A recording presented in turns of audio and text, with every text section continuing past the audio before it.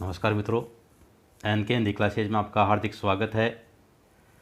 मैं निमिचंद तहे दिल से आपका अभिनंदन करता हूं। अपनी क्लास वर्ण पर चल रही थी। दो बहुत ही महत्वपूर्ण क्लास अपनी हो चुकी थी वर्ण पर, जिसमें हमने वर्ण के बारे में, वर्ण की परिभाषा, वर्ण के भेदों में उसके स्वर और व्यंजन जो थे उनमें से स्वर के बारे में पढ़ लिया था। स्वर की परिभाषा, स्वर के जो भेद थे वो कंप्लीट हो गए थे, पूरे हो गए थे। आज की जो क्लास है उसमें वर्ण का जो दूसरा भेद है व्यंजन, उसके बारे में पढ़ेंगे। तो शुरू करते हैं आज की क्लास।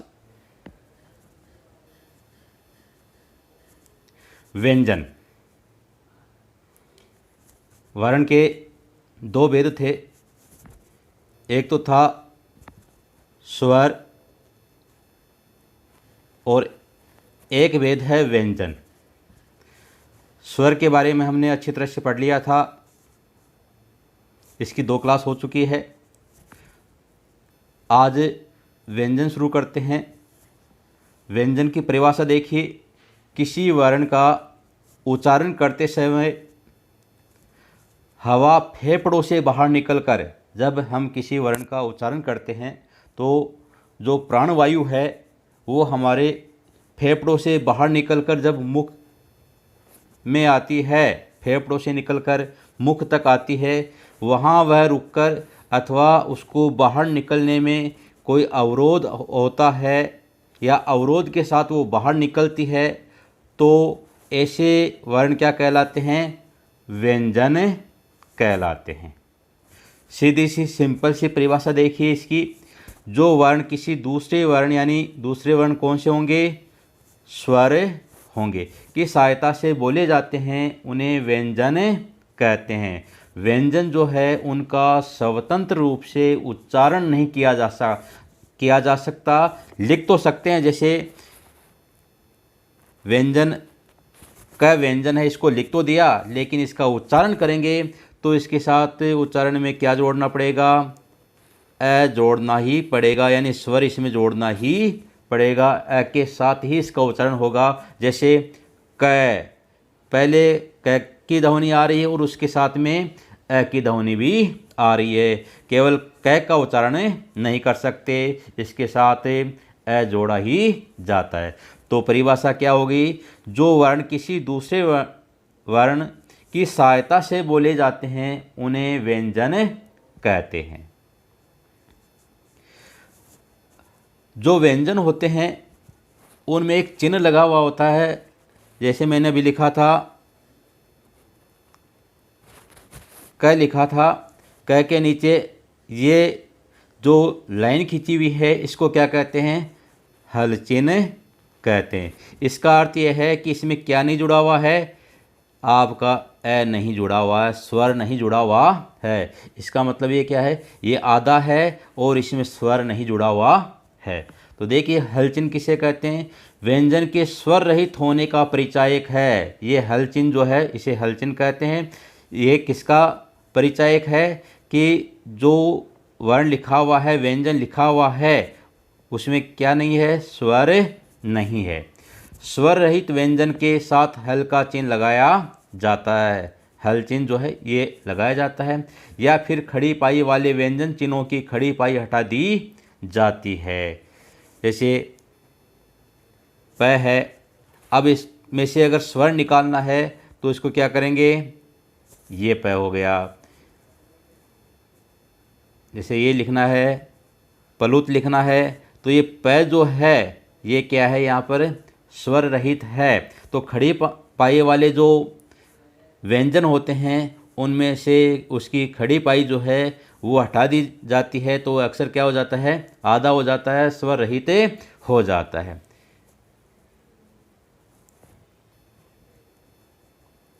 अब बहुत ही महत्वपूर्ण प्रश्न बनता है यहाँ से कि स्वर और व्यंजन में क्या अंतर है। कंपटीशन में पूछा जाता है अक्सर कि स्वर और व्यंजन में क्या अंतर है। 4 ऑप्शन आपके सामने दे दिए जाते हैं। तो देखिए, स्वर के बारे में तो हमने पिछली कक्षा में पढ़ लिया था, एक बार रिवाइज कर लेते हैं उनको।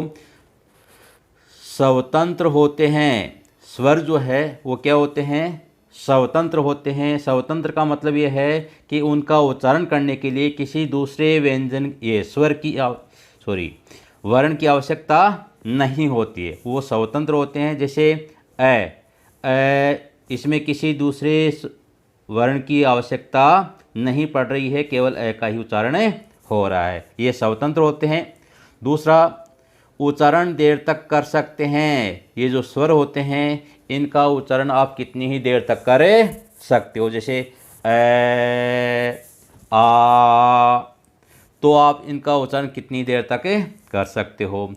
मुंह खुला रहता है, यानी इनका उच्चारण जब करते हैं स्वर का तो मुंह जो है क्या होता है? हमेशा खुला रहता है। जैसे आ। चौथी विशेषता देखिए इसकी स्वर की, सभी स्वर क्या होते हैं? अल्प प्राण होते हैं। और पांचवी है, सभी स्वर घोष होते हैं। ये तो स्वर की विशेषता हो गई। अब देखिए व्यंजन की विशेषता। देखिए स्वतंत्र नहीं होते हैं।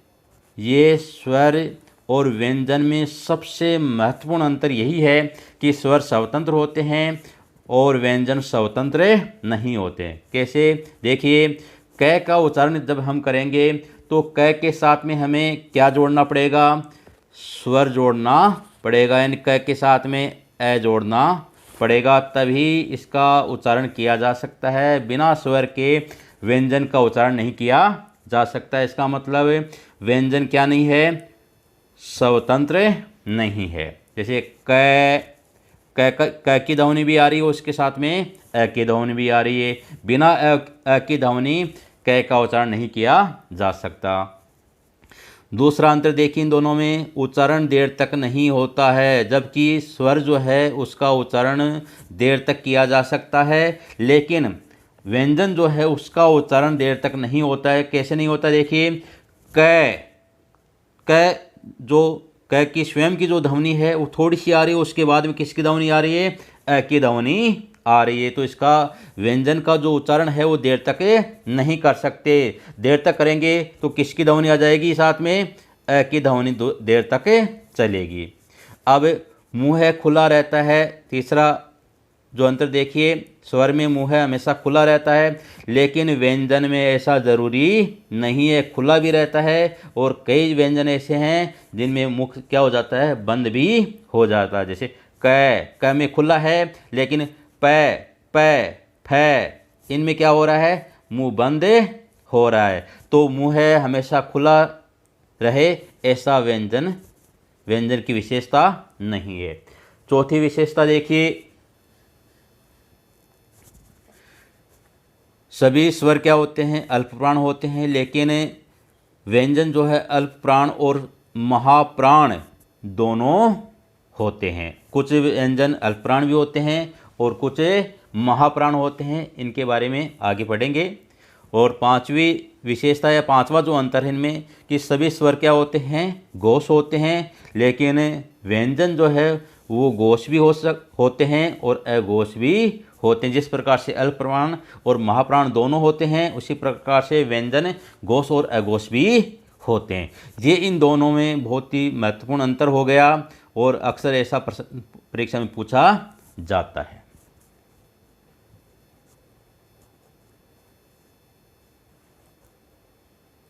अब देखिए, हिंदी में कुल 33 व्यंजन होते हैं। कितने व्यंजन होते हैं?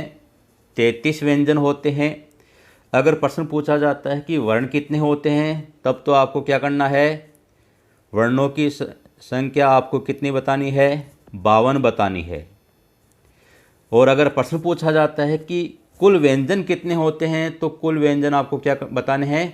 33 बताने हैं, जिन्हें 3 भागों में बांटा गया है। कितने भागों में बांटा गया है? 3 भागों में बांटा गया है।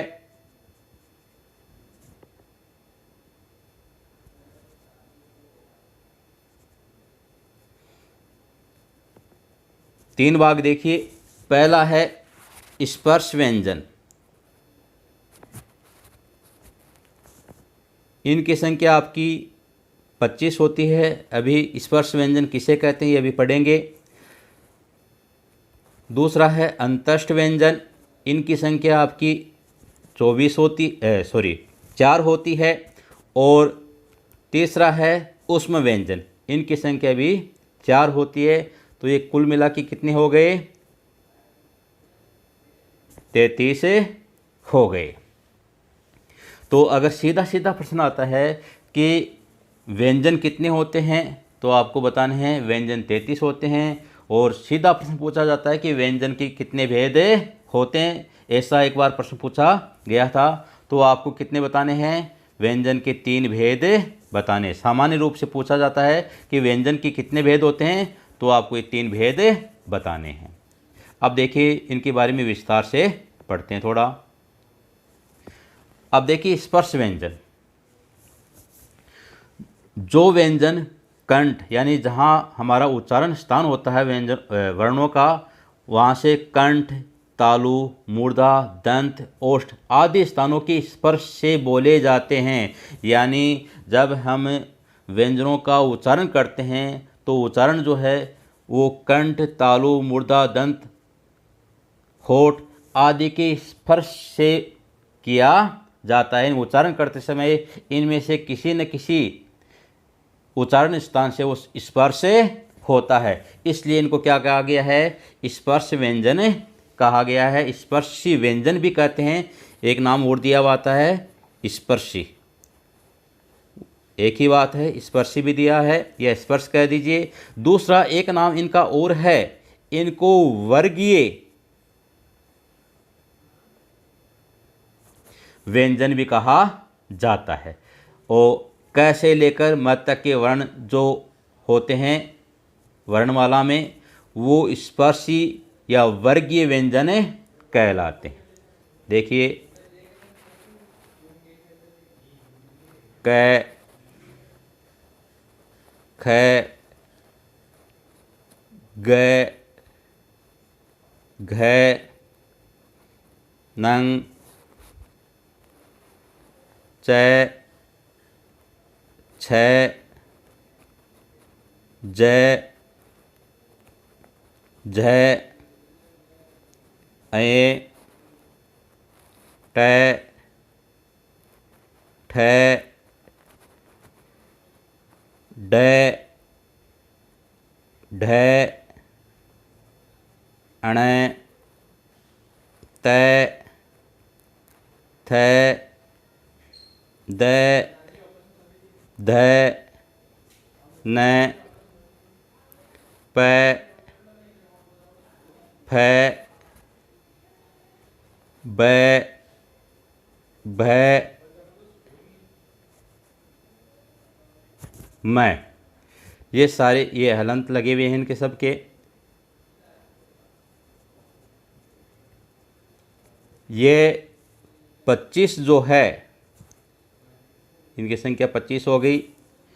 ये सारे के सारे जो है वो स्पर्श व्यंजन या वर्गीय व्यंजन कहलाते हैं। इनका पहला जो अक्षर है उनके नाम से ही ये वर्गीय पहचाने जाते हैं। जैसे इस पंक्ति को, पूरी क वाली जो पंक्ति है, इसको क वर्गीय कहते हैं।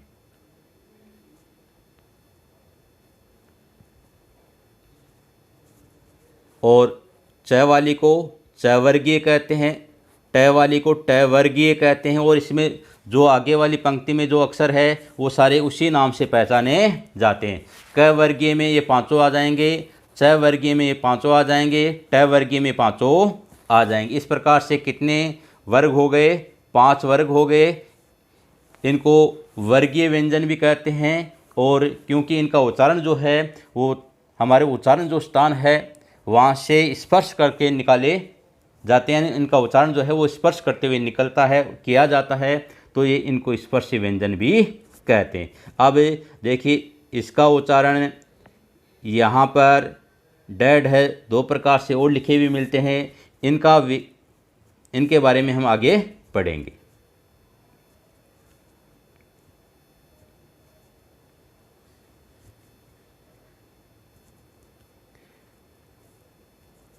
दूसरा भेद है व्यंजन का अंतस्थ व्यंजन, जिन व्यंजनों का उच्चारण जीभ, तालु, दांत आदि के परस्पर सटाने से यानी मिलाने से होता है, किंतु कहीं भी पूर्ण स्पर्श से नहीं होता है। इनका जब उच्चारण करते हैं तो हमें ऐसा लगता है कि इनका उच्चारण करते समय जीभ, तालु, दांत जो है उनका स्पर्श हो रहा है, लेकिन कहीं भी पूर्ण रूप से स्पर्श नहीं होता है।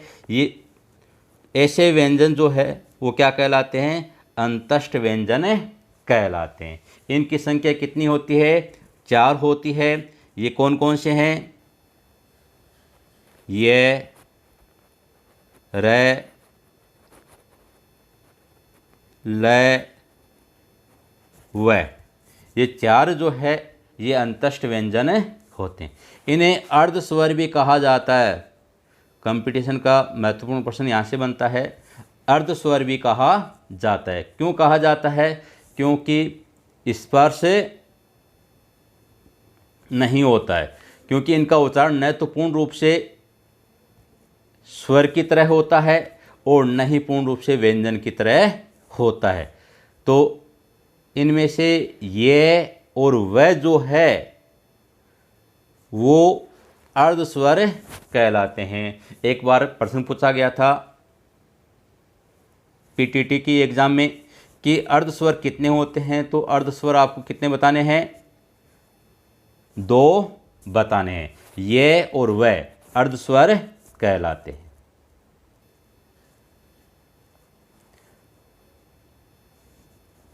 तीसरा भेद है ऊष्म व्यंजन। जिन व्यंजनों का उच्चारण किसी रगड़ या घर्षण से उत्पन्न ऊष्म वायु से होता है, जब इनका उच्चारण किया जाता है तो उच्चारण करते समय जो ध्वनि है वो बाहर निकलती है, तो क्या हो जाती है? कहीं ना कहीं वो रगड़ के साथ बाहर निकलती है, या उसको बाहर निकलने के लिए क्या करना पड़ता है? संघर्ष करना पड़ता है। तो ऐसे व्यंजन जो है वो क्या कहलाते हैं? ऊष्म व्यंजन कहलाते हैं। ऊष्म का अर्थ होता है गर्म, यानी जब किसी चीज़ के साथ में संघर्ष करना पड़ता है, मनुष्य भी जब संघर्ष करता है या लड़ाई करता है तो वो क्या हो जाता है? गर्म हो जाता है। उसी प्रकार से इनका उच्चारण जो है वो करते समय जो ध्वनि बाहर निकलती है वो किसी रगड़ के साथ में या घर्षण के साथ में बाहर निकलती है, या उसको बाहर निकलने के लिए क्या करना पड़ता है? संघर्ष करना पड़ता है। तो इस वजह से ये कौन से व्यंजन कहलाते हैं? ऊष्म व्यंजन यानी गर्म व्यंजन कहलाते हैं। और इनकी संख्या कितनी होती है? 4 होती है। स और स है, ये 4 ऊष्म व्यंजन होते हैं। तो आपके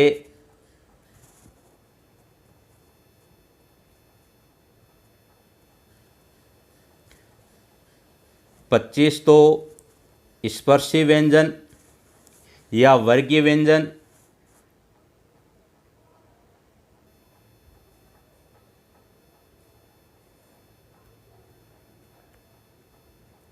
4 आपके अंतस्थ व्यंजन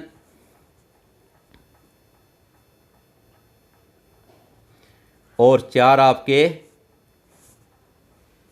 ऊष्म व्यंजन हो गए। तो कुल मिला के कितने हो गए? 33 हो गए।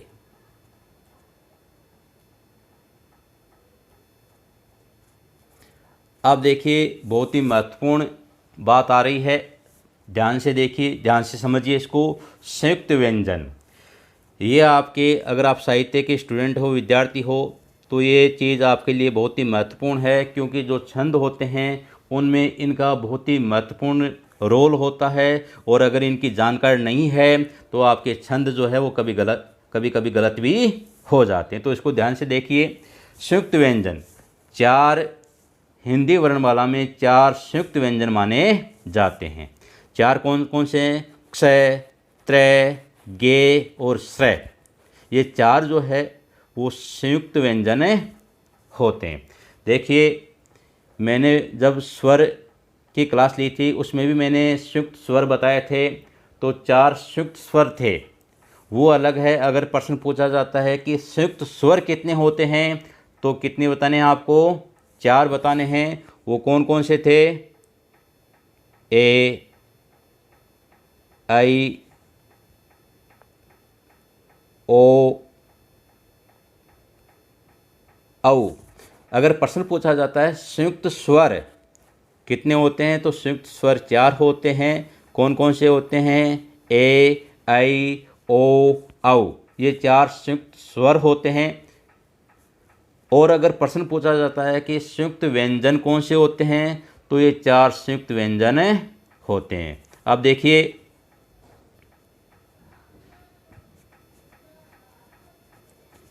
संयुक्त क्यों कहा गया है इनको? क्योंकि ये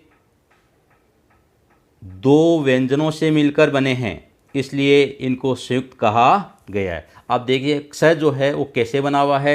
इसमें पहले क की ध्वनि है, क भी कौन सा, जिसमें अ नहीं है, उसके बाद में स जो है वो लगा हुआ है, और उसके बाद में अ इसमें जुड़ा हुआ है। तो ये जो आपका क्ष बना है वो इनसे मिलकर बना है, 2 व्यंजनों से मिलकर बना है। इस वजह से इसको क्या कहा गया है? संयुक्त व्यंजन कहा गया है। त्रय जो है उसमें आपका तय और र जुड़ा हुआ है, इसमें अ जुड़ा हुआ है यहाँ से। गे जो है जय और ये से मिलकर बना है। आपका स जो है वो स और र से मिलकर बना है। ये जो चीज़ है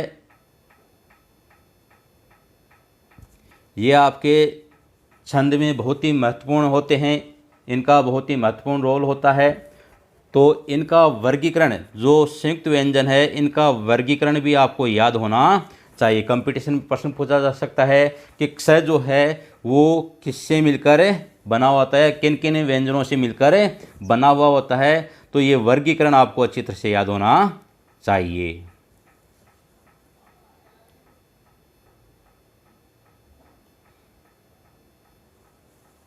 अब देखिए, इनके अलावा आपने 2 अक्षर, 2 वर्ण और देखे होंगे, ड और ढ। इनके नीचे बिंदु लगी हुई होती है, तो इनको उत्क्षिप्त व्यंजन कहते हैं। उत्क्षिप्त का अर्थ होता है फेंका हुआ। जब इनका उच्चारण हम करते हैं तो ऐसा लगता है कि हमारी जीभ जो है वह इस ध्वनि को बाहर फेंक रही है, इसलिए इनको क्या नाम दिया गया है? उत्क्षिप्त नाम दिया गया है। इनके उच्चारण में जीभ की जो नोक है वो झटके के साथ गिरती है, वह बाहर फेंकती है। अढ़, अढ़, अढ़, तो हवा जो है वह बाहर फेंकी जा रही है, इसलिए इनको फेंका हुआ व्यंजन भी कहते हैं। प्रश्न पूछा जा सकता है कि फेंका हुआ व्यंजन कौन सा है, या फेंका हुआ जो व्यंजन है उसकी संख्या कितनी होती है, तो आपको बताना है 2 होती है। इन्हें ताड़नजात व्यंजन भी कहा जाता है। क्यों? क्योंकि इनके नीचे जो अनुस्वार लगा हुआ, ये बिंदु लगी हुई है, इस बिंदु को क्या नाम दिया जाता है? ताड़नजात चिन्ह कहा जाता है। इन्हें द्विगुणी व्यंजन भी कहा जाता है। क्यों? क्योंकि ये 2 के गुण धारण करता है। ड और नीचे बिंदु लगी हुई है, तो 2 का गुण धारण करने के लिए इनको द्विगुणी व्यंजन भी कहा जाता है। अब देखिए इनका उच्चारण, जैसे एक तो ड होता है, एक ड होता है। अगर ये ऐसे दिए हुए आते हैं तो ये किस में आ जाएंगे? ट वर्ग में आ जाएंगे। अगर नीचे बिंदु नहीं लगी हुई है तो ये ट वर्ग में आ जाएंगे, और अगर इनके नीचे बिंदु लगी हुई है तो इनका उच्चारण जो है वो किसके साथ किया जाता है? पहले ए और बाद में ड ऐसे बोला जाता है। अड, अढ़, ऐसे इनका उच्चारण किया जाता है। आगे जब व्यंजनों का वर्गीकरण करेंगे दूसरे प्रकार से, उसमें ये आएंगे, उस समय विस्तार से पढ़ेंगे। तो आपको इतना ध्यान रखना है, उत्क्षिप्त व्यंजन का अर्थ क्या होता है, फेंका हुआ। पर्सन कंपटीशन में कहीं से भी पूछा जा सकता है। और इनकी संख्या कितनी होती है, तो इनकी संख्या कितनी बतानी है आपको, 2 होती है। इन्हें ताड़न जात चिन्ह भी कहा जाता है, द्विगुणी व्यंजन भी कहा जाता है। और इनका उच्चारण जो है वो अडय और अढय के साथ में किया जाता है। ये ड होता है, ये ढ होता है, इसमें अ का उच्चारण नहीं किया जाता, लेकिन इनका उत्क्षिप्त व्यंजन जो है, इनका उच्चारण करने के लिए अ साथ में जोड़ा जाता है। तो इस प्रकार से आपके 33 तो क्या हो गए, व्यंजन हो गए, 4 संयुक्त व्यंजन हो गए, 2 द्विगुणी व्यंजन हो गए, 11 आपके स्वर हो गए, 2 अयोगवाह हो गए। तो इनकी संख्या कितनी हो गई व्यंजनों की, इधर से